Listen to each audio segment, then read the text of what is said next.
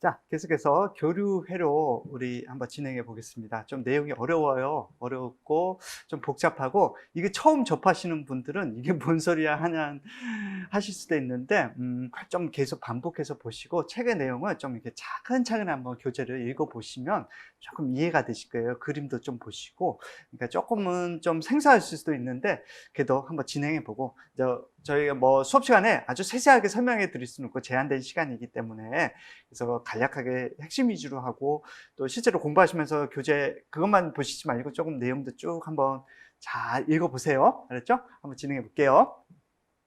교류 회로는 먼저 교류 전기에 대해서 조금 이해해야 될 것 같아요. 그래서 교류는 전기의 극성을 지속적으로 변경, 우리 일반적으로 쓰고 있는 교류. 그래서 지속적으로 변경이 되는데 직류에 비해서 변압을 좀 이게 뭐 320V, 380V가 들어와서 뭐 220V 다운되고 뭐 또 가정에서 또 변압기에서는 110V도 쓸 수 있고 막 그러죠. 변압을 쉽게 할 수 있어서 또 송전과 또 이용에 넓게 할 수 있기 때문에 교류를 쓰고 있는데 전기 이론에서 교류 이론이 어쩌면 보면 가장 좀 어려운 부분이 될 수 있어요. 근데 좀 여기는 좀 핵심 부분만 그래서 물론 이제 좀 모든 교류 이론은 다 볼 수 있지는 않지만 그래서 개념 파악하고 핵심 공식에서 시험해 보는데 어렵지 않게끔만 할 정도만 이렇게 수록이 좀 돼 있어도 그래도 어렵다 하시는 분이 많더라고요. 그래도 조금 한번 보시고 또 보시고 계속 보시다 보면 좀 익혀지실 겁니다. 자, 그래서 어떤 교류 회로를 보면 우리 이제 플레밍의 오른손 법칙 이렇게 나는데 이제 발전기 뭐 그래서 오발 왼좌 해서 뭐 발전기 오른손 법칙 발전기 전기를 생산해내는 그런 법칙에 의해서 시간에 따라 전압이 계속 바뀌면서 나와요. 그러니까 사실 발전기를 터비를 막 계속 이렇게 잠깐 교재를 보시면 어떤 자력이 발생하는 공간에서 S앵글 거기서 이렇게 코일을 막 돌리면 회전하면 이게 가까이 왔을 때는 세게 나왔다가 저기서 적게 나오고 또 반대로 가면 마이너스가 흐르고 막 그래요. 그러다 보면 어떻게 그거를 이제 전기가 나오는 양상을 보면 이렇게 이제 처음에 없다가 세게 나왔다가 또 약하게 나왔다가 이번엔 또 반대쪽 극성으로 가면 또 반대 전류 이렇게 나와서 이렇게 센터 우리 보면 그거 중에서 플러스 마이너스 같은 어떤 주기를 따서 근데 이게 계속 이렇게 반복이 돼요.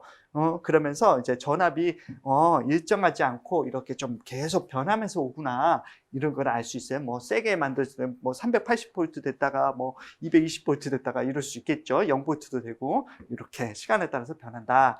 그래서 교류는 이 그림처럼 동일한 패턴을 반복하고 있어요. 동일한 패턴. 그래서 전압과 전류가 전압만 변하는 게 아니라 전류도 변하면서 나와요. 그래서 전압과 전류가 변하면 파형을 그리면서 나와요. 그래서 이 파형, 그래서 파형에 따라서 뭐 정연파다 그러면 이렇게 모양이 나오고 또 톱니 같이 이렇게 나올 때도 있고 또 이제 구형파 탁탁탁 끊어져서 이렇게 나오는 것도 있어요. 이렇게 모양에 따라 뭐 이렇게 하는데 이게 사인, 코사인 함수의 그 모양과 그 수학적 그 특성이 같아서 우리가 그거 이용해서 계산도 하고 막 하고 있습니다. 자, 우리 이제 그러고 아까 막 이렇게 돌았어요. 돌아가는 것들은 속도나 어떤 각을 일으킬 때는 우리가 각속도로 좀 표현을 해요. 그래서 이 각속도를 한번 잠깐 볼게요. 각속도는 시계 반연의 원을 그리면 시계가 돌듯이 원을 돌리는 각의 크기를 표시하는데 이게 시간에 따라서 어떻게 변하는지 그래서 도수법을 표현한다면 뭐 몇 도 하지만 각이 움직이는 표현하는 거는 각속도라 그래요. 이것도 호도법이라고 하기도 합니다. 그래서 각이 움직이는 것을 이제 표현하는 거 각속도로 이제 표현하는 건데요. 이제 시간 상수 때문에 시간. 그래서 원을 도는 각의 크기와 속도 그거를 표현한 것이 뭐라고요? 각속도입니다. 원을 도는. 그래서 제자리에 왔다가 뭐 길이 우리 거리 그냥 일반 속도는 거리를 이렇게 쭉 가잖아요. 근데 이제 요거는 그 원을 뺑뺑뺑뺑 돌 때 그게 빨리 도냐 적게 도냐 몇 도를 돌았을 때 얼마가 걸리냐 이런 것들을 할 때 하는데 또 요거를 별도로 표시하는 방법도 있어요. 그래서 이제 호도법이라고 이제 할게요. 세타라는 표현을 각의 어떤 의미의 각을 통칭적으로 할 때 세타라고 표현하는데 왜 수학에서도 우리 의미의 수를 구하려면 x라는 표현을 써서 그렇잖아요. 문자를 써서. 그렇죠? 그래서 x 하듯이 호도법에는 세타를 표현해서 하고 하는데 각속도의 일반 도수법에 표현할 수 없어서 호도법으로 표시하는 계산을 하고 있어요. 근데 도수법을 일반 우리가 쓰고 있는 법을 호도법으로 나타내는 방법은 도수법의 반원의 내각인 180도로 나눈 다음에요. 원주를 어떻게? 파이로 곱하면 돼요. 이렇게. 그러면 그리고 표시는 세타라고 표시를 하고요. 단위는 레디안 또는 RAD 이렇게 하지만 라디안 또는 레디안 이렇게로 읽으면 됩니다. 호도법이에요. 한번 이거 보면 이렇게 이제 이 원을 계속 시계처럼 계속 이렇게 도는 거를 이렇게 그 도는 각도, 이게 세타가 얼마일 때 몇 초냐, 뭐 이렇게 몇 초 때 얼마 갔냐, 얼마 몇 도가 됐냐, 몇 도가 됐냐 이렇게 이런 걸 얘기할 때 호도법을 쓴다는 거예요. 우리 거리를 일단 1시간에 몇 킬로를 거리를 갔냐 뭐 하듯이 이거는 몇 도를 돌았냐, 몇 초에 몇 도가 됐냐, 몇 도가 됐냐 이렇게 표현하기 위해서 호도법을 사용한다는 거예요. 이거 원에. 자, 그러면 자 보면 이 호도법을 도수법으로 나타내. 요거는 이제 가끔 계산할 문제가 많이 나와요. 근데 기본이 이제 180도 아까 반원이라고 했잖아요. 180에 동그라미 한번 쳐볼게요. 그러면은 180도 우리가 아는 180도는 파이예요. 그냥. 호도법은 안 돼. 이거 파이 3점 있잖아요. 여기서 이제 호도법을 표시하는 대신 단위가 레디안으로 표시되겠죠. 그래서 파이. 그래서 요 이제 90도일 때는 180으로 나눈다. 그러니까 180으로 나누면 2가 되잖아요. 2분의 곱하기 파이를 곱해주면 돼요. 이렇게. 그래서, 잘 보면, 그러면 1 보시면 1도는 180으로 나니까 그냥 180이고 곱하기 1은 파이가 된 거예요. 이렇게 되는구나. 그럼 360도는 어떻게 될까요? 저기 되니까 180 나누니까 2가 되잖아요. 딱 떨어지잖아요. 그러니까 파이로 붙여 2파이가 된 거예요. 180 나누면 되구나. 좀 겠죠? 그래서 호도법을 이제 도수법을 호도법으로 바꾸려면 180 나눈 거에다가 저기 하면 돼요. 파이로 곱해주면 돼요. 이렇게 180에다 파이로 곱해주면 된다. 그래서 180분의 도수법 곱하기 파이 이러면 됩니다. 그러면 거기에 레디안 자 그거 단위를 붙여주면 도수법이 호도법이 됩니다. 60은 3분의 1이 되겠죠? 그래서 3분의 8가 됩니다. 그리고 이렇게. 자, 각속도의 기호는 오메가라는 기호를 이제 표시해서 뭐죠? 우리 전류를 I라고 표시하는 기호로 표시하듯이. 그래서 오메가로 표시하고 회전체가 1초에 회전하는 각도를 의미해요. 그러다 보면 뭐 오메가는 T분의 세타 이렇게 되겠죠. 그냥 이거는 그러면 레디안, 세크분의 레디안. 레디안 퍼 세크 이렇게 되겠죠. 이렇게 한번 이거 그냥 개념적으로만 생각하시면 돼요. 몇 초에 세타가 얼마 돌았구나 이렇게. 자, 주기와 주파수 보겠습니다. 주기는 뭔가가 계속 주기적으로 반복되더라. 그래서 2년에 한 번씩 오는 거 이런 것들 윤달이 4년에 한 번씩 몇 년에 한 번씩 오듯이 그 주파수는 그러면 그게 얼마 정도 크기. 그래서 시간에 따라지는 달라지는 교류의 특성을 주기와 주파수로 표현하고 있어요. 그래서 교류의 전압이나 전류가 다시 원위치로 돌아오는데 이제 다시 원위치로 다시 돌아오는데 걸리는 시간. 이 시간을 얘기할 때는 주기예요. 근데 이러한 주기가 1초에 몇 번 반복되더라. 그러면 이거는 주파수라 그래. 1초에. 그래서 우리 주파수 60Hz 이런 얘기 많이 들어봤죠? 우리 귀측 가청 주파수 이런 얘기도 있고. 그러면 1초에 몇 번이가 하고 울리는 거, 크게 수치가 변하는 걸. 그래서 1초에 반복되는 횟수를 얘기할 때는 주파수. 근데 시간을 얘기할 때는 주기예요. 그러면 잠깐 사이클이랑 뭔가 관계가 있지 않을까요? 그래, 맞아요. 관계가 있는데 한번 잠깐 주기부터 보겠습니다. 주기는 T라고 표현하고요. 한 사이클에 한번 다시 제자리에 오는데 걸리는 시간을 주기라 그래요. 그래서 주기는 F분의 1, 주파수분의 1라 썼네? 이거 그래요. 어쨌든 주기는 한 사이클에 걸리는데 필요한 시간이라고 그랬습니다. 그럼 주파수는 뭐냐? 1초 동안 반복되는 사이클의 수, 몇 번이니까 1초 동안 계속 왔다 갔다 했냐? 그래서 이거는 헤르츠라는 표현을 써요. 그래서 F는 T분의 1이었어요. 주기와 주파수는 서로 역수 관계구나. 이렇게 생각하시면 돼요. 그래서 주기와 주파수는 서로 역수입니다. 그래서 F는 T분의 1. 이렇게 생각하시면 됩니다. F, T분의 1. 이렇게 역수다. 주기와 주파수. 자, 교류의 표현은 수학의 사인 함수로 나타낼 수 있는데요. 사인파 교류의 주파수, 그러니까 W, 오메가는 아래와 같이 나타낼 수도 있대요. 그래서 1초에 N 회전, N번을 돈다는 N 사이클 교류가 발생하는데, 이거 오메가라고 읽어요. 오메가, W 이렇게 하는 거. 오메가는 2파이 N에, 그러면 2파이 N은 주파수를 2파이 F, 여기 지금 제가 동그랗잖아요. T분의 2분의 파이라고 하는데, 2파이 F. 오메가는 그래서 2파이 F 이렇게 표현할 수 있다. 그래서 이렇게 사이클 이렇게 요것만 좀 봐두시면 좋을 것 같고, 그리고 세타는 저렇게 W 오메가 t 이렇게 할 수 있다 하는 거. 자, 요거 오메가는 2파이 f 이렇게 요거 하나만 좀 해 볼게요. 정연파 교류 계속해서 보면 사인 함수 그래프를 이렇게 표현할 수 있는데, 자, 이제 교류 전압 뭐 이런 것들을 보면 이렇게 그래프를 그려보면 수치가 변하니까 어떤 거를 얘기하기가 좀 어려워요. 이게 최대점일 때는 뭐 크기가 다른데 최저점도 있을 수 있고, 또 여기는 뭐 요걸 어떻게 표현할 수가 없어요. 계속 값이 변하니까 그 0일 수도 있고. 그래서 요거를 이제 몇 가지 포인트로 했어요. 최대치. 최대치는 어떨까? 그래서 전류의 최대치, 뭐 전압의 최대치. 그래서 이 최대치를 할 때는 전압에다 V max 이렇게 표현해서 VM. 그래서 최대값 이렇게 표현하고 있고요. 이렇게 해서 최대값. 그쵸? 이렇게. 그러면, 전류는 어떨까요? 사실 전류도 똑같아요. 전류도 이렇게 와서 똑같은 파형으로 똑같은데, 단지 이제 통과하는 시간이 좀 다르죠. 그리고 여기에 전류가 이렇다. 그러면 전류도 IM 또는 A max 써서 이것도 전류의 최대값 이렇게 하는 거예요. 이렇게 표현하시면 돼요. 그래서 지금 정연파 고루의 전압은 그러면 요거를 구하다 표시한다 그러면 어떻게 하면 사인 함수를 곱한다는 거예요. 사인의 오메가 t를 이렇게 아까 오메가 t가 세타였죠. 세타 임의의 값 어느 지점에 각속도에서 그렇게 해서 최대값을 곱해준 거를 기준으로 해서 사인 함수로서 변해간다는 거예요. 그러면 전류도 똑같이 이렇게. 그래서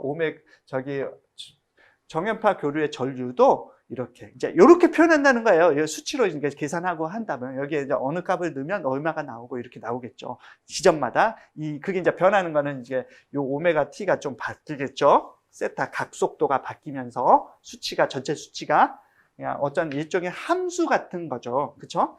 이렇게. 근데 좀 어려워.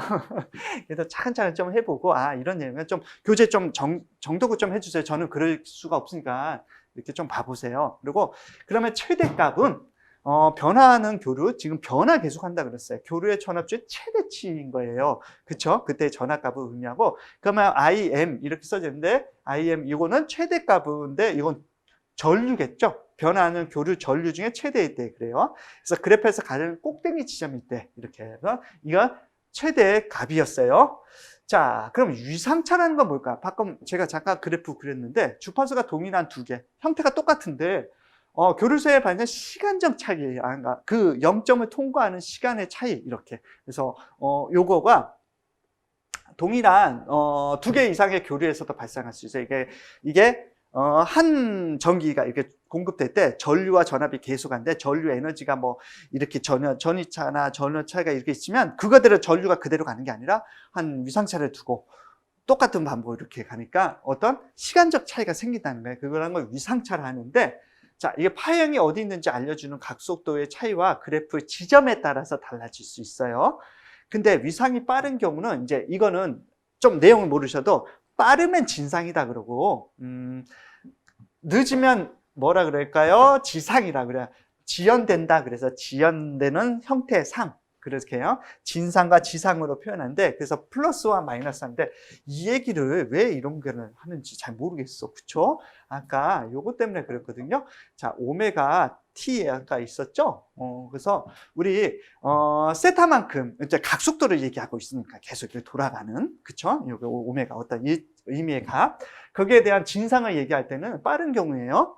그러면 V는 우리 어떤 지점에 대한 전압을 딱 측정하려면 이거는 뭐 계속 변하니까 몇이다 할 수 없으니까 그냥 함수 자체를 쓴다 그랬잖아요. 사인 함수. 그래서 최대값을 곱하기 사인 함수를 하는데 그 각속도가 어느 지점에 따라서 다르니까 이게 이제 우리 뭐 함수에 대면 y는 3x 뭐 이라면 아마 x 값이 변하는 것 같아 y가 달라듯이 이게 이제 아마 x 값 변해지는 문자 값이 되겠죠. 그래서 오메가 t 이제 여기에 이제 진상이니까 조금 더 빨라. 그러면 여기 시간 함수가 더해져서 그래프가 좀 더 앞으로 진행되게 그 세타 값만큼 더해주라는 거죠. 이렇게 해서 전체가 어떤 수가 나오겠죠? 그럼 사인 얼마가 나오겠죠? 뭐 5였는데 여기 세타 값 때문에 사인 뭐 10이 된다든가 이렇게 되겠죠? 그러면 전체 V 그 값이 달라지겠죠? 그렇죠? 그래서 이렇게 이제 그러고 지상인 경우는 이렇게 지상, 진상. 이건 너 늦으니까 거기서 뺀다는 얘기예요. 세타 값을. 그럼 또 이렇게 가야 될 게 좀 빼지니까 요만큼 가서 이렇게 늦어질 거 가겠죠. 각속도의 차이 때문에. 이렇게 그런 의미입니다. 그래서 이제 대신 이제 요거는 전압일 때는 그렇게 V를 썼지만 전류 같은 경우는 그냥 여기에 I자를 이렇게 I 그래서 I 이렇게 쓰면 그 전류의 그 지점마다 뭐를 측정할 때 이 대입을 딱 해놓으면 세타 값이 얼마 넣으면 전체적으로 얼마, 그때는 전압이 얼마 변화하는 상에서 함수값으로 이렇게 나와야 되니까 이렇게 된다는 의미입니다. 지상과 진상. 지상은 늦어진 거, 그래서 마이너스로 넣고 오메가 t의 사인 거기에다가 그다음에 진상에다가 플러스를 넣다는 거.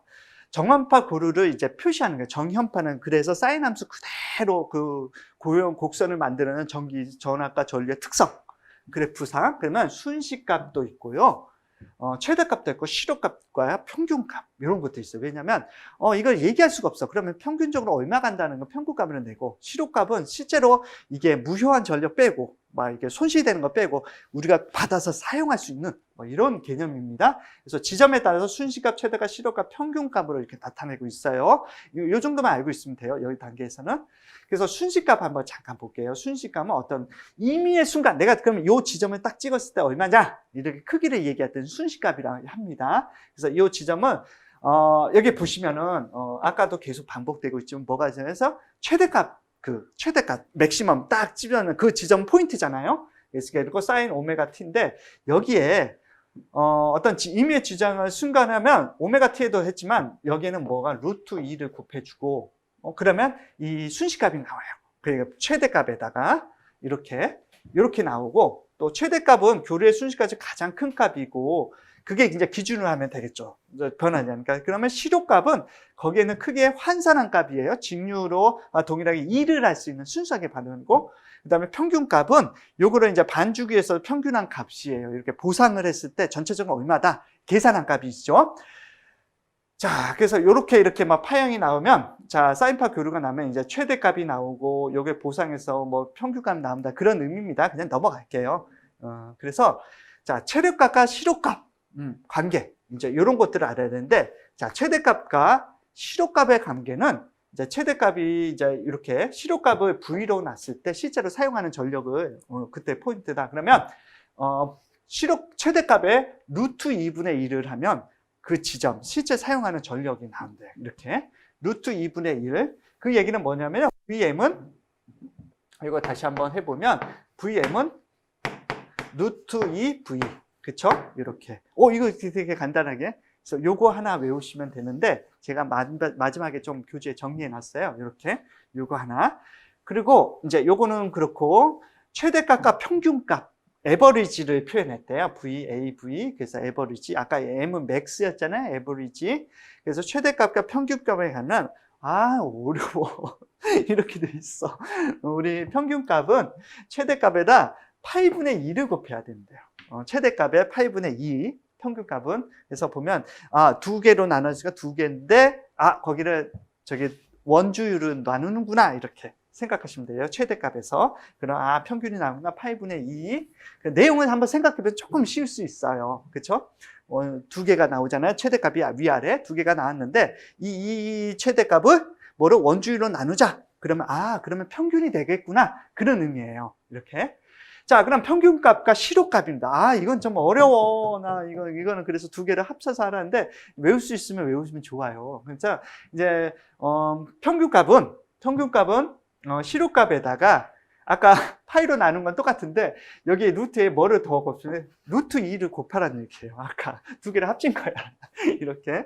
그러면 조금 어렵죠. 그런데 이렇게. 그래서 제가 이제 좀 하나 말씀드리면, 세 가지는 좀 많이 나오진 않는데, 이거는 조금 가끔 나와요. 그리고 이제 혹시 좀 나올 수도 있어요. 근데 이게 지금 우리 막 100% 100점 맞는 게 아니라 60%를 통과하기 위한 과정이에요. 그래서 너무 어렵고 힘들고 그러면 이거 외에도 해야 될 게 좀 많아요. 그러니까 조금 가감하게 핵심적인 것만 좀 알고 요거는 딱 맞출 수 있게끔 해놓고 요 문제는 맞히고 나머지는 조금 이렇게 효율성 있게 했으면 좋겠어요. 이거 의미 아시죠? 그래서 최대값과 실효값 정도는 암기하는 게 좋아요. 그래서 기본적으로 최대값과 실효값은 요 정도 관계들아 해서 루트 2를 곱하는 관계들아. 요거 알고, 그리고 요 정도 외워서 아까 저기 뭐 평균값이랑 저기 최대값에 대한 거 말씀드렸는데, 그거는 이제 이렇게 평균값과 최대값은 두 개의 최대값을 나눈 거 원주율로 나누면 평균값이 나오고, 거기에 이제 뭐를 곱하면 실효값에 루트 2를 곱해주면 또 이게 평균값도 되고 한다는 건데,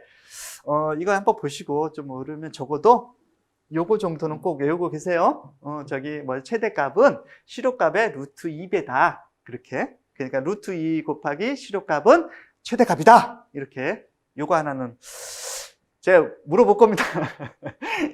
어떻게 물어보자요? 자, 방법이 있을 수 있어요. 자, 핵심 문제 한번 보겠습니다. 도수법 60도, 우리 일반적으로 쓰는 각도예요. 각도를 측정하는, 그냥 측정만 하는 겁니다. 그래서 각속도로 이제 제 호도법이죠. 호도법으로 변환하면, 환산하면 얼마인가? 이렇게 됐어요. 이거 어떻게 했다 그랬죠? 우리 180으로 나누라 그랬어요. 그냥 180 나누면 돼요. 이렇게. 근데 이제 보통 다 파이가 붙어 있어. 그러니까 파이만 붙이면 되니까 180 나누면 뭘까요? 이거 저기잖아요. 저기 3분의 1이네. 맞죠? 60이니까 60에 3분의 1. 그러면 여기다 파이를 이렇게 넣어주면은 3분의 파이. 어디에 몇 번이야? 2번이네. 이렇게 되겠죠? 어렵지 않죠? 이렇게. 근데 대신 단위가 바뀌어요. 아까 도가면 이번은 레디안이에요. 파이지만. 자, 주파수는 주기가 얼마인가? 60Hz에는 주기. 사실은 이게 1초에 60번을 왔다 갔다 한다는 거니까, 여기 60분의 1이라는 얘기잖아요. 그렇죠? 이게 1초에 60번을 왕복한다. 그래서 60분의 1. 그래서 주기와 주파수는 어떻게 된다? 역수다. 이게 아마 해설에 이렇게 적혀져 있을 거예요. 그래서 주파수는 주기분의 1. 주기는 주파수분의 1. 이렇게 된다는 거. 그래서 60분의 1인데, 저 주파수는 헤르츠예요. 헤르츠 단위. 주파수는 어렵지 않죠. 이렇게. 주기가 시간이고. 자, 3번 문제입니다. 교류 전압의 최대값. 실효값의 관계를 나타내시는 거. 저 최대값과, 다행히 실효값이다. 그렇죠? 그래서 대부분 실효값과 최대값이 많은 거예요. 많이 복잡해. 이게 뭐 우리가 승강기 기능사가 아주 전기를 아주 하는 기계 분야이기 때문에 약간 전기에 대해서 아주 깊이 다루지 않을 때가 많아요. 그러니까 기본적인 충분히 많이 맞출 수 있으니까 걱정하지 마시고요. 그래서 VM은 뭐였죠? 루트 2였죠. 루트 2를 곱하면 되죠. 그럼 루트 2 V. 3번이네요. 맞죠? 이렇게. 그래서 VM 최대값은 저기 루트 2 실효값 이렇게 됩니다. 자, 우리 교류 전류의 RAC 작용인데 참 교류에서 어려운 파트예요. 저도 이거 보면서 이야, 교류가 이런 측면이 있었어 할 정도로 우리 일반적으로 쓰는 전기에 이런 게 있었어. 근데 이게 그냥 빙산의 일각이래요. 그래서 빙산의 일각이 어떤 건지 모르겠는데 한번 좀 볼게요. 맛보게. 이게 어떤 의미인지만 좀 파악하시는 게 좋을 것 같아. R과 L과 C. 참 어려운 건데, 용어들이 나온다고 무서워하지 말고 도망가지 마세요. 나 붙잡아 놓고 있을 거야. 자, 1번 볼게요. 교류전기의 특성으로 회로를 구성하는 구성 요소. 이제 회로를 구성하면 아까 기부 같은 것들, 전기를 소모하지만 저항도 있어서, 그래서 회로를 방해할 수도 있다. 그래서 부하라는 표현도 썼었어요. 부하에 따라 전류와 전압이 변화가 돼요. 얘를 거쳐가면 아무래도 당연히 전압이 좀 달라지고, 전류량도 얘가 소모하면 좀 적어지고 뭐 그러겠죠. 물론 이제 뭐 콘덴서 같은 거 전화량을 축적하는 거가 있으면 좀 길어지고 할 수 있겠지. 근데 이제 이 회로를 구성하는 것들이 전압과 전류의 위상차가 발생한다. 위상차라는 건 어떤 힘의 차이였죠. 그것 때문에. 그래서 이런 거를 대표하는 거를 이런 교류 전류의 요소들을 이제 그런 것들을 표현하기 위해서 RAC라는 요소로 표현한 거예요. 요소의 머리 글자들이에요. 그래서 R은 그냥 저항이에요. 우리 일반적으로 썼던 그거 저항 맞아요. 그리고 L은 뭐냐면 인덕턴스래. 인덕턴스 뭐야? 하는 게. 그 다음에 C는 콘덴서예요. 콘덴서. 전류를 축적하는 거. 우리 전에 한번 배웠죠? 이거, 저기 용량 구하는 것도 구했었고요. 그쵸? 그러니까 RAC. 그래서 저항, 인덕턴스, 콘덴서. 이렇게. 자, 그래서 저항만으로 구성된 회로. 이런 건 참 간단하니까. 회로 부하에 저항만 있어요. 그래서 전류와 전압의 위상이 같아요. 전류와 전압이 서로 이렇게 같은 시간대에 동일하게 흘러가요. 에너지 전달이 되면서. 그러니까 뭐 달라지는 계산하기 되게 편해. 그런데 이 공식은 이제 교류에서 R만 있다면 그냥 일반적인 사인 함수 공식하면 돼요. 우리 V는 시료값이었죠? 그렇게. 그러면 Vm, 그래서 뭐요? 저기 최대값에다가 sin 오메가 t, 각속도로 변하는 시간의 함수. 그것만 딱 구하면, 이게 이렇게 해서 표현하면 돼요. 뭐, 전류가, 이게 이제 전류를 구한다 그러면 V 대신 I를 들으면 되겠죠? 그렇게 S가도 전류를 I를 나타내면 되고, 동상이에요. 이런 것들은 동상 같이 움직인다는 거야. 전류와 전압이. 이렇게 해서 뭐 이렇게. 그래서 같이 시작하는 포인트가 있다면 전압은 이렇게 되는. 전압과 전류는 차이가 좀 있겠죠. 수치상으로는 차이가 있는 거예요. 똑같이 움직이는 게 아니라. 그래서 전류는 뭐 이렇게 된다. 이렇게. 근데 여기 통과하는 시간은 다 똑같겠죠. 그렇죠? 통과하는 시간, 그다음에 최대치가 이렇게 도달하는 시간은 다 똑같다는 얘기예요. 물론 이제 진짜 수치는 틀리겠죠. 이 전기 쓰는데 220V면 암페어, 우리 저기 전류도 220이 아니잖아요. 뭐 50A, 30A 그러잖아요. 하지 요 수치가 다른 것 뿐입니다. 자, 이렇게 해서 시간대로 보는 동상인데, 이때 시료값을 구한다 하면 전류와 전압 시료값, 그다음 V는 R분의 V예요. 그냥 일반적으로 아는 그렇게 저항분의 전압 이렇게 하면 되는데, 이제 요거는 어렵지 않았는데, 이제 뭐가 문제냐면 인덕턴스. 얘가 좀 문제야. 이건 뭐냐면 코일이에요. 코일이 있을 경우, 코일 같은 것들은 이게 전류를 뱅뱅뱅뱅 감아서 전자기력을 발생하기도 하고, 또 어떤 뭐 저항을 이렇게 만들어서 뭐 뜨겁게 하기도 하고, 이렇게 해도 코일 회로가 있는데, 회로의 부하에 코일만 있는 경우, 그렇게 해서 인덕턴스는 보통 이제 코일로 표현해 L 그렇게 해서 하는데, 유도성 리액턴스로 작용한다 해서 표현은 유도성, 그렇게 저항 세력으로 작용하는데, 이게 전기를 유도시켜는 저항을 한대요. 그래서 이렇게 되는 거면 어떤 문제가 벌어지냐면, 이런 코일이 있으면 같이 가던 전류와 전압의 수위가 전압이 먼저 이렇게 가게 되는데, 그래서 전압이 전류보다 90도 앞서게 돼. 전압이 먼저 하고 전류가 조금 이 유도성 그 코일에 의해서 조금 이게 늦어진대. 이렇게 된대요. 이런 변화가 생기는데, 이거를 이제 리액턴스를 그 전압이 진상이 되고 앞서가는 경우로 진상, 교류 전류가 흐르는데, 이런 게 어려운 양을 나타낸다. 그래서 특히 코일 L은 교류 회로에서 유도성이라 표현한다는 거. L은 유도성, 그리고 이를 XL 이렇게 표현한다는 거. 이렇게 인덕턴스, 이렇게 인덕턴스, 알겠죠? 인덕턴스 L. 그래서 이렇게. 그래서 그래프에서 전압이 최대값 이렇게 있을 때 저 꼭지점 기준으로 90도, 그러니까 2분의 파이 레디안이죠. 90도 앞서는 진상인데, 이게 90도씩, 딱 90도씩 한 곡선 이렇게. 그래서 유도성 리액션 XL은 다음과 같이 L은 리액턴스 중에 코일의 유도성 리액턴스라는 걸 하고, 주파수 F가 있고 오메가가 각속도라 할 때는 저항의 개념이기 때문에 단위는 오음을 쓰고요. 이렇게 해서 표현한다면 XL 이렇게 딱 하면 유도성 리액턴스를 이렇게 한다. 그러면은 저기 이렇게 오메가 L로 표시하고요. 그 다음에 오메가는 2파이 F니까 2파이 FL 이렇게 한다는 거예요. 어렵죠? 이게 전혀 뭔 소리인지 모르고 외국말 같죠? 근데 이제 분석하면 이거 오메가 아까 2파이 F는 각속도 이런 거니까 하나씩 적용하면 이렇게 된다는 거예요. 그냥 보고만 하세요. 이런 게 있구나 하고 넘어갔어요. 또 문제 풀면서 꼭 필요한 것만 조금, 이게 이렇게 대입하면 되겠구나 알 수 있으니까. 자, 이번에는 C예요. C. 컨덴서. C는 컨덴서.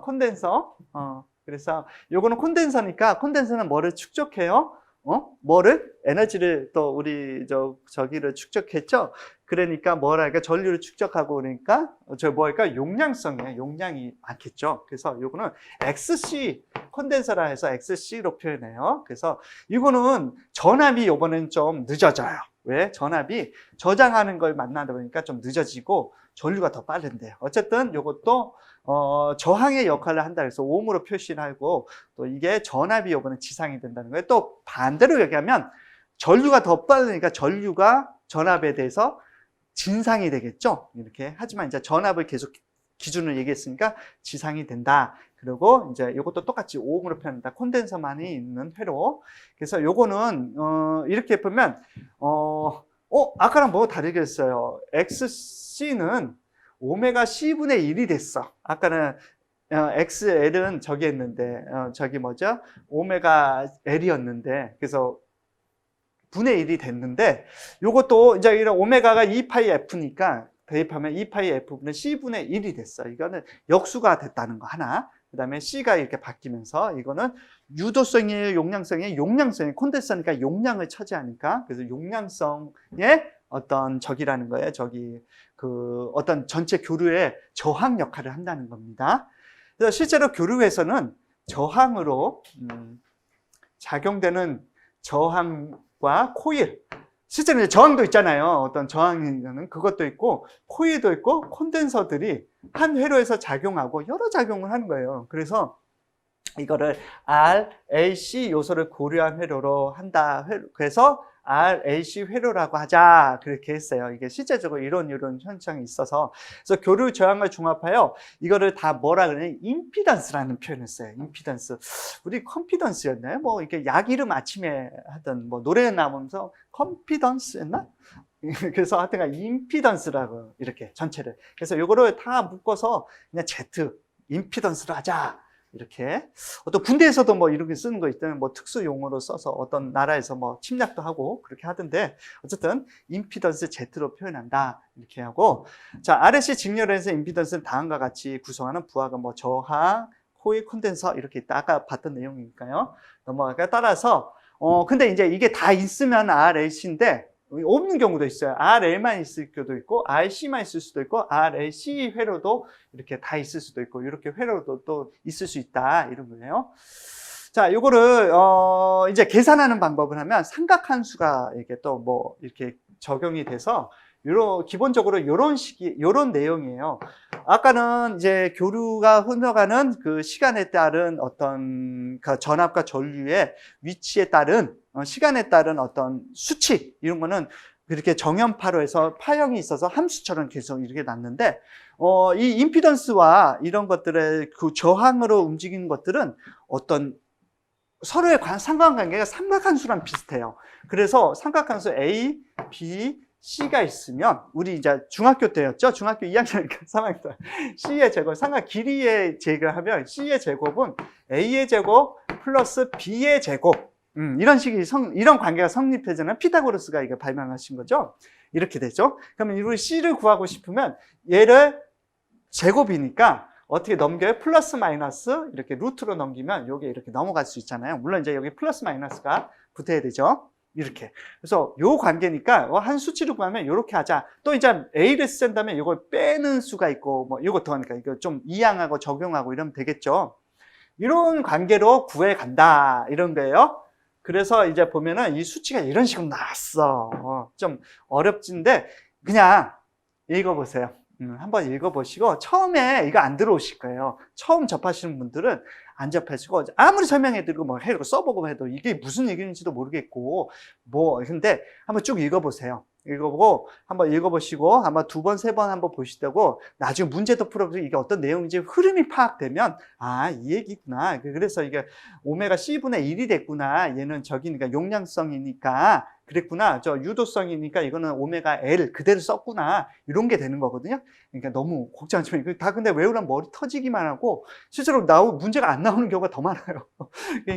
그러니까 너무 부담 갖지 마시고 한번 넘어가 볼게요. 임피던스를 그렇게 서로 상관관계에서 하나의 요소를 구할 수 있다는 거예요. 그리고 이제 위상은 아까 말씀드린 대부분 용량성은 저기가 먼저 앞서고 그 전류가 먼저 앞서고 그다음에 유도성은 전압이 먼저 앞선다는 거 그렇게 생각하시면 돼요. 자, 우리 잠깐 보면 RLC 병렬에는 어드미턴스라는 이런 표현도 나오고 막 그러는데 어드미턴스는 뭐냐면요. 아까 용량성이 보면 오메가 C분의 1이었어. 그래서 역수를 또 취하기가 힘들어. 그래서 역수 관계를 이렇게 얘기하고 싶어서 그걸 미리 역수로 얘기한 거예요. 그래서 임피던스의 역수를 얘기하자 이렇게 해서 역수를 어드미턴스 그래서 이거를 Z분의 1로 하지 말고 Z분의 1을 Y로 표현하자. 이게 저기 어드미턴스예요. 이게 좀 왜 이렇게까지 해야 되나 하는데 그러신 분들 하지만 저게 어드미턴스는 Z분의 1 그거를 이렇게 한다. 그래서 어드미턴스 Y로 표현한다. X, Y, Z 하듯이 그 전 부호를 써서 이렇게 한다는 겁니다. 그래서 요거를 임피던스를 이렇게 얘기하면 이제 R에 쓰면 이렇게 뭐 RSC 직렬을 이렇게도 표현할 수 있다는 거예요. 넘어갑니다. 자, 공진회로라는 게 있어요. 그러면 이제 공진회로, 이게 뭔가 공통으로 울리는 그런 것 같은데, 이제 자, 내용을 한번 볼게요. 유도성 임피던스와 콘덴서 정의 용량성 어드미턴스. 아까 왜 어드미턴스라는 표현을 써요? 임피던스 분의 1이기 때문에 그걸 쓰지 않고 그냥 Z분의 1이 아니라 X, Y로 한다는 거예요. 분모에 있었던 거를. 일치하는 회로예요. 이거는, 유도성 임피던스와 용량성, 그 어드미턴스가 수치가 똑같아 버려. 그러다 보니까 뭐가 돼? 동시에, 어떻게 해요? 동상이 돼버린다는 거예요. 전체 회로가. 동상이 됐어요. 아까 전압과 전류가 좀 차이가 막 생기고 그랬다가 이번에 어떻게 보니까 서로가 보상이 돼버렸고 동시에 가버렸어요. 그러면 효율이 좋을까요? 나쁠까요? 한 손으로 밀고 요 손으로 밀고 막 이런 식으로 갔다가 이번에 두 손을 양손으로 밀어요. 어느 게 효율이 좋을까요? 양손으로 미는 게 좋죠. 그쵸? 발까지 밀라고요? 발은 서 있어야 돼요. 자, 교류전기의 효율이라서 역률이 최대치예요. 그러면 뭐가 1이 돼서 이게 효율이 가장 좋다는 거고. 좀 어렵고 복잡하는데 요거는 이제 이런 내용, 처음에는 이런 흐름과 이런 개념이구나 좀 하시면 좋을 것 같아요. 자, 그래서 공진회로 같은 경우는 이제 이런 식이 되는 거예요. 아까 말씀드린 오메가 L과 그 다음에 오메가 C분의 1이었죠? 그 다음 어드미턴스가 이렇게 같다. 이렇게 된 거. 직렬일 때. 그리고 병렬일 때, 요거 이제 역수가 됐을 때 또 같다. 그래서 허수부가 있던데, 내용만 좀 보시면 너무 복잡하잖아. 이거까지 계산하고 이런까지는 않으니까 걱정하지 마시고, 이런 개념도 있다. 하시고. 자, 교류 전력은 부하 저항에서 소모되는 전력과 리액턴스, 임피던스, 소비되는 전력에 따라서 다 달라지는 거예요. 여러 요소들이 있어요. 따라서 이들의 전력들은 삼각함수의 비율을 나타내서 실제 전력기로 사용되는 전력, 유효 전력 있죠? 실제로 우리가 쓰고 있는 유효 전력과 실제 사용되고 버려지고 손실되는 것들, 그런 무효 전력이라 할 수 있죠. 그리고 또 임피던스에서 소비되는 것도 있어요. 그래서 소비 전력, 겉보기 전력, 그래서 이런 것들은 피상 전력, 날아가는 이런 것들로 해서 각 함수에 적용해서 각각 계산해낼 수 있다는 거죠. 아까 저기를 했었는데 이제 이번에는 전력을 이렇게 전력도 이렇게 계산할 수 있다는 게 삼각함수로 잠깐 그냥 볼게요. 그림 보시고요. 아래 P자에서 유효 전력이 있으면 밑변이 그러면 PR 무효 전력 또 V 바라 그러기도 하는데요. PR 무효 전력이 있고 그다음에 PA 피상 전력이 있어요. 이렇게 있으면 피상 전력 PA는 A의 제곱은 뭐와 같을까요? PR의 제곱과 플러스 P의 제곱과 같지요. 그렇죠? 그러면 요걸 구한다 그러면 여기 이렇게 넘어가서 루트까지 얘를 구한다 그러면 얘를 여기로 가서 뺀 다음에 루트를 씌우면 되고 이렇게 해서 이 삼각관계를 서로 계산하겠다는 거거든요. 그래서 요거 좀 한번 봐두시고 아주 가끔 어려운 문제 출제되면 이런 게 하나씩 나오는데 피상전력을 구하세요. 그래서 어쨌든 또 이제 삼각함수에 또 요것도 있잖아요. 사인 있죠. 이렇게 이게 사인, 그쵸? 사인은 요거 분의 요거죠. 이거 세타는 요거 기준으로 하죠. 그쵸? 시작점. 그래서 이렇게 계산할 수 있잖아요. 사인, 이제 세타는 PA분의 삼각함수입니다. PR. 이렇게 계산했죠. 그 다음에 코사인은 뭐였죠? 코사인만 잠깐. 코사인은 요렇게, 그쵸? 코사인 세타는 PA분의 P. 이렇게 됐었죠? 그쵸? 요거 이제 기억나실 거예요. 중학교 3학년 과정이었던가 고등학교 과정에서 나오는데 그다음에 마지막에 탄젠트도 있어요. 그쵸? 탄젠트는 요걸 세타를 또 기준한다면 이렇게 돼서 탄젠트 T자를 이렇게 썼죠. 그쵸? 그래서 요거는 탄젠트 세타는 P분의 PR이 되겠네요. 이렇게. 그쵸? 요 순서대로 이렇게. 그쵸? 여기까지. 자, 이제 수학 시간 아니에요. 우리 수학 시간 아니니까 이렇게 이제 삼각함수 이런 것들을 수학의 공식을 이용해서 수치를 계산해낸다는 거예요. 자, 그래서 무효전력 P는 실제로 전기를 사용하는 전력을 얘기해요. 유효전력, 죄송합니다. 무효전력 그랬네. 유효전력 P. 그래서 P는 VI, 여기 전압과 전류예요. PVI잖아요. 전력보다 전압과 전류를 곱하면 전력이 나오잖아요. 힘이 나오잖아요. PVI는 코사인 세타를 붙이면 돼요. 코사인 세타. 그리고 W는 Y예요. 요거는 좀 알고 계세요. 전력을 구할 때 교류 전력의 기본은 PVI 코사인 세타예요. 왜? 그냥 코사인 때문에 그 수치, 서로의 수치가 피상전력과 뭐 이런 것들을 제한해서 계산해 보니까 이렇게 정리해 보니까 이렇게 나요. PVI 코사인 세타 이렇게 생각하시면 됩니다. 또 무효 전력은 이제 이렇게 되는데 PR은 무효예요. 무효된 건 사인 세타예요. 사인 세타. 무효는. 아까 유효했어. 근데 무효야, 이거는. 그래서 사용되지 못하고 버려야 돼. 사인은 버려. 이런 얘기예요. 이렇게 PR, 이렇게만. 요 정도. 이제 두 가지. 코사인이 먼저라는 거. 그래서 유효라는 거. 피상전력은 그냥, 이거 VI. VI. 피상전력까지는 아니고, 아까 두 개만 좀 아시면 좋을 것 같아요. 자, 이제 역률이라는 게 있어요. 역률이라는 건 피상전력 대비 유효전력. 실제로 얼마나 효율적이냐라는 걸 나타냈으니까 전력의 효율. 그러니까 역률을 개선한다고 막 이런 얘기가 나오고 막 전기하시는 분들 그래서 이런 얘기 들어보셨어요? 그러면 얼마나 전력을 버리는 전력을 좀 줄이냐. 그래서 보면 역률은 계산해 보면 피상 전력은 뭐 사인, 코사인 이렇게 대입해서 하면 이렇게 나와요. 그래서 보면 코사인 세타가 나오는데 다 역률은 코사인 세타에서 역률을 구하시려고 그러면 코사인 세타를 구하시는 거랑 똑같은 거예요. 왜? 그래서 피상 전력분의 유효 전력이야. 피상 얼마나 버리는 전분에 실제로 쓴 거 얼마냐 이렇게 하시면 돼요. PA분의 P 이렇게 쓰시면 됩니다. 이렇게 코사인 세타입니다. 역률은 코사인 세타다. 그리고 실제로는 뭐 계산을 하는 과정에서는 피상 전력분의 유효 전력이다. 이렇게 아시는 요 정도 아시면 좋겠습니다. 역률 코사인 세타. 그래서 혹시나 코사인 세타를 여기 계산해야 돼 넣었는데 역률이 뭐 0.2입니다. 이렇게 나오는 경우 있어요. 그러면 그 코사인 세타 값이 0.2라는 거예요.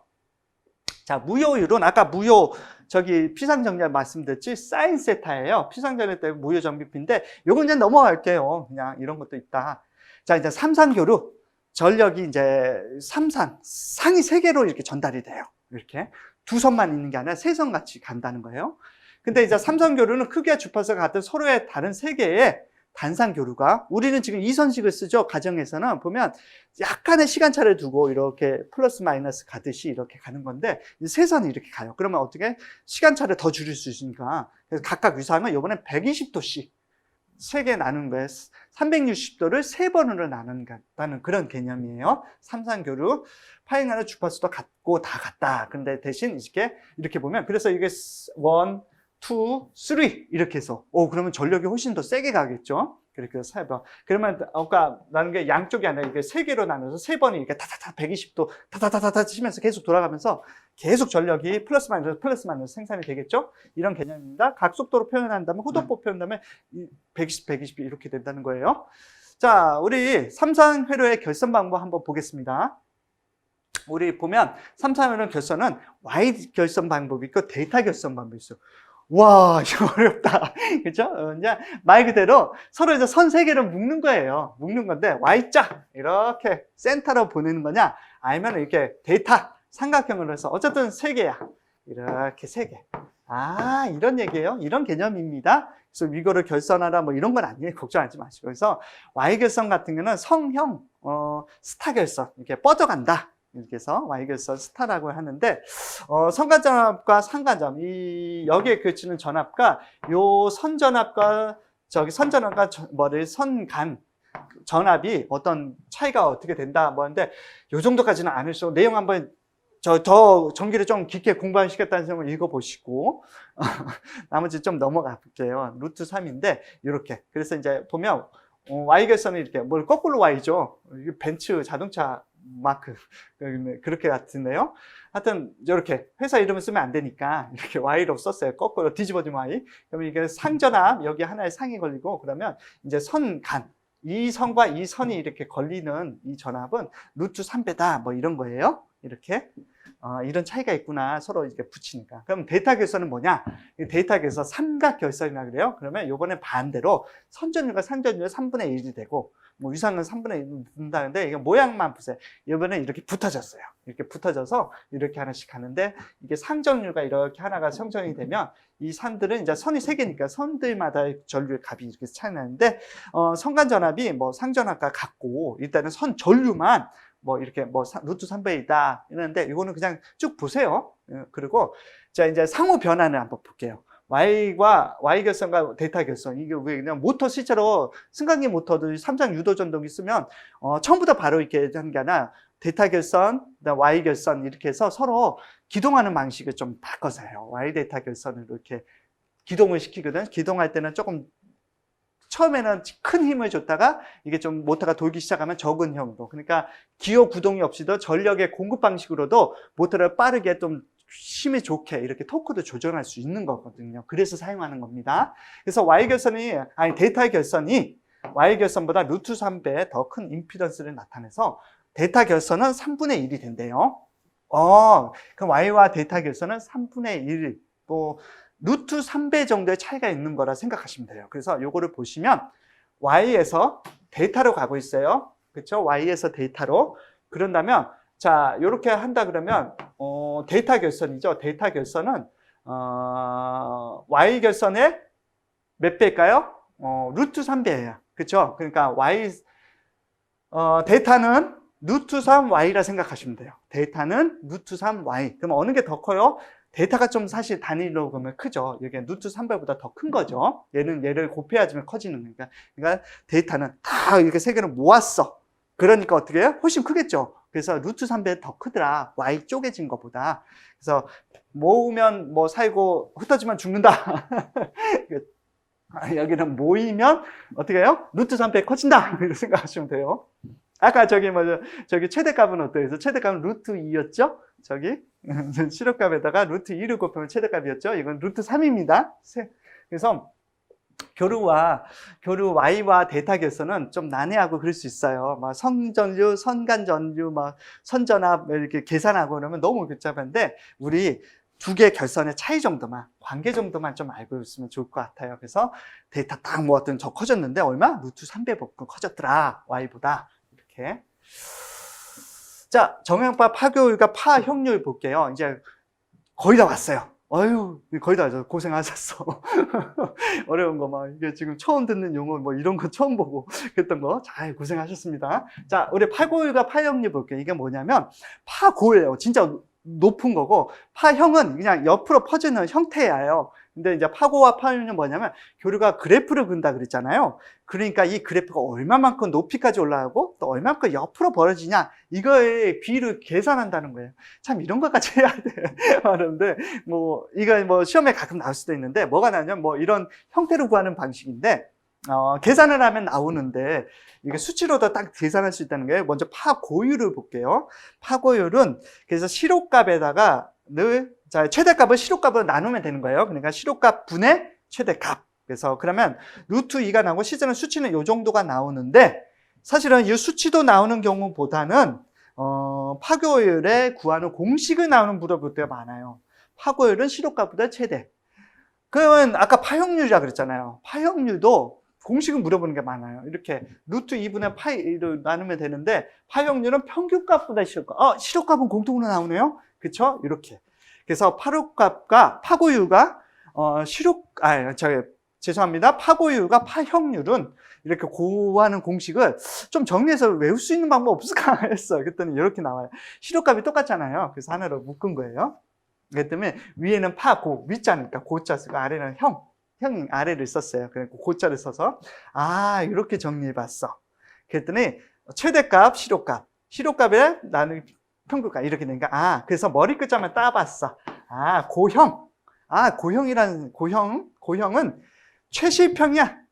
고형은 최실평. 위에서부터 고는 알겠죠? 고형, 최실평 이렇게 왔어요. 그러면 자, 요걸 보고 고형 최실평을 보고 고형 최실평이야. 이렇게.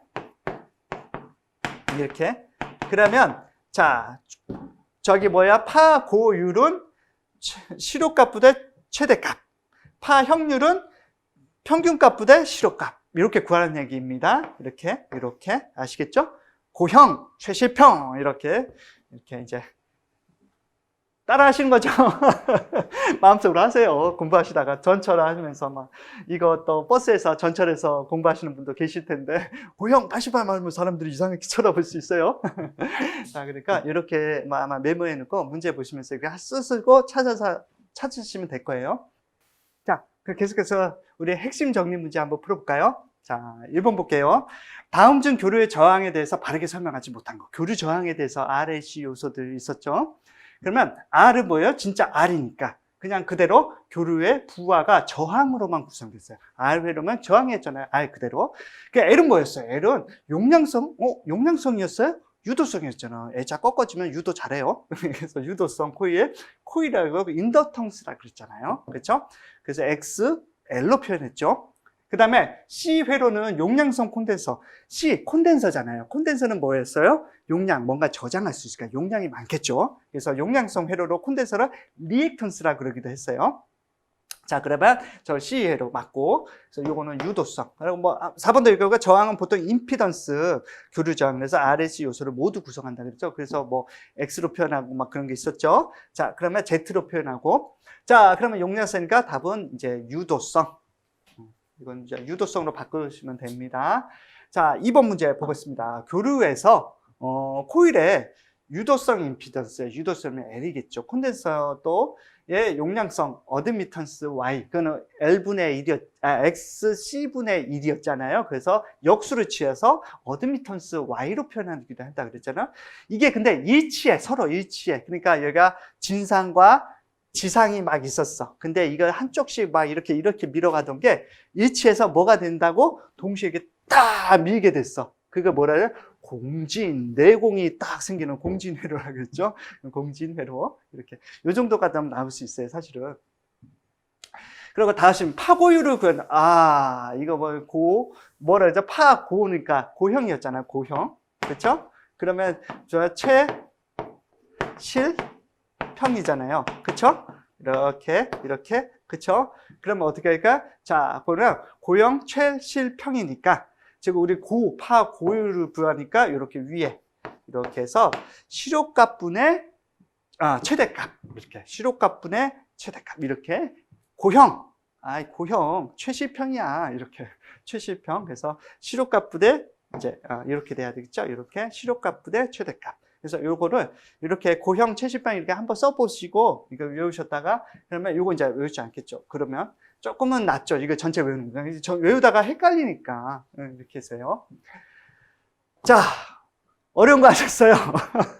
잘 해주셔서 감사하고 우리 또 끝까지 포기하시면 안 돼요. 그리고 좀 더 재밌게 저도 이제 진행해 드릴 테니까 우리 포기하지 않고 끝까지 잘 진행해 주시기 바라고, 우리 자격증 따고 또 멋진 기술자 또 세계 그 다음에 멋진 기술 인력이 돼서 또 우리 세상에 좋은 인력이 될 수 있고 하게끔 열심히 해봐요. 자, 화이팅입니다. 자, 고생하셨습니다.